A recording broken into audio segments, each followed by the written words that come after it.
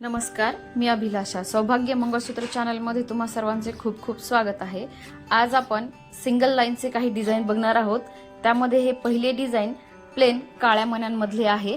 त्यामध्ये गोल्डनचे मी 4 मणी टाकलेले आहेत.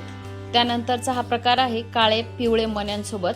त्यामध्ये गहू मणी मी यूज केलेले आहेत आणि त्याच्यासोबत सोन्याचे गोल मोती आहेत. व्हिडिओमध्ये दाखवल्याप्रमाणे तुम्ही हे डिझाईनचा लुक पाहू शकता. त्यानंतरचा तिसरा प्रकार आहे तो सुद्धा काळ्या आणि पिवळ्या मण्यांसोबत केलेला आहे.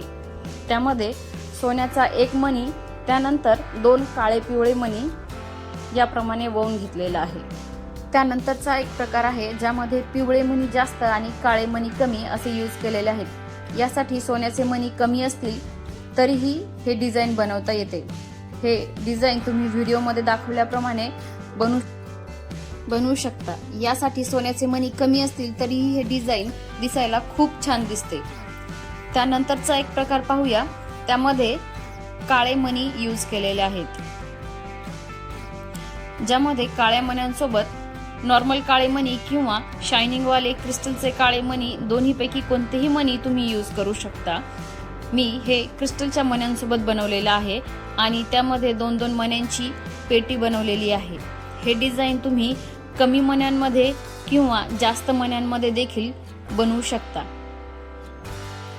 त्यानंतरचा एक प्रकार आहे जो की काळ्या पिवळ्या मण्यांसोबत बनवलेला आहे, पण ज्यामध्ये पिवळ्या मण्यांचे पॅचेस थोडे मोठे बनवलेले आहेत आणि ज्यामध्ये खाली वाट्या किंवा पेंडल न लावता डायमंडचे छोटे पेंडल डिझाईन मी लावलेले आहे.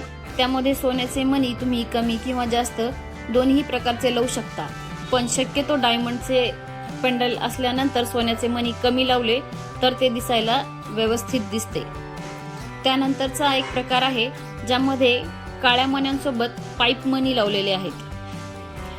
काळ्या मण्यांमध्ये तुम्ही सोन्याचे मणी ऍड करू शकता किंवा नॉर्मल फक्त पाईप मणी लावले तरीही हे डिझाईन दिसायला खूप छान दिसते. मी हे 2 पॅटर्न एकाच साईजचे किंवा एकाच डिझाईनचे बनवलेले आहेत. तुम्ही एकसारखे किंवा याला वेगळे वेगळे डिझाईन बनवू शकता. हे सगळे डिझाईन तुम्हाला कसे वाटले मला कमेंट करून नक्की सांगा आणि पुन्हा भेटू अशाच एका नवीन व्हिडिओ नवीन डिझाईन सोबत. तुमचे काही प्रश्न असतील तर ते तुम्ही मला कमेंट बॉक्समध्ये विचारू शकता.